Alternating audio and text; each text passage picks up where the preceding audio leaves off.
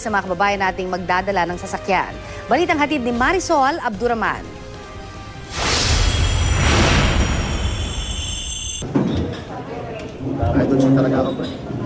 Nilawakan ang lugar na iikutan ni Pope Francis sa Luneta sa Linggo. Ito ang inanunsyo ni DILG Secretary Marojas sa isinagawang final briefing ng gobyerno para sa paghahanda sa pagdating ng Santo Papa. Ang dagdag lang is, so he will be coming from Ross Boulevard, turn right on TM Calao, turn left on Orosa, turn left on Nakatigbak, turn left on Rojas, drive up here, South Drive, and then the parade road, and then papasok siya rito, pero imbes na U, ito yung latest, mag-E-S, parang S, para mas marami siyang malapitan. Present sa briefing ng NDRRMC na nakaalerto rin, hindi lang dahil sa pagdating ng Santo Papa, kundi sa pagbabantay ng panahon, lalo't pumasok na sa Philippine Area of Responsibility ang Bagyong Amang na may dala raw na pag-uulan. Ang karakteristik po nito ni Amang, ulan din po.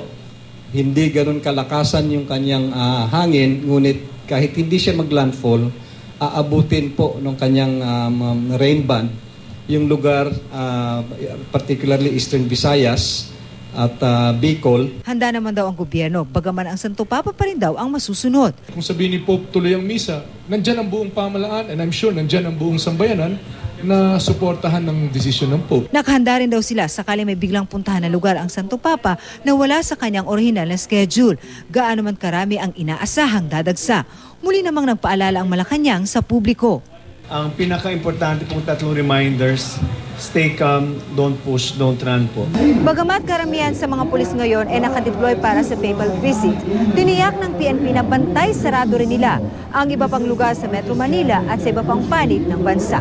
Kailangan naman natin yung tulong sa everyone para ma-preempt natin. Kasi opportunity ito pag may nakita tayong bag na sa loob ng sasakyan, binabasag yung sasakyan. Para sa anumang emergency, tumawag sa PNP Hotline 0917-847-5757 o sa 117. Marisol Abduraman, GMA News.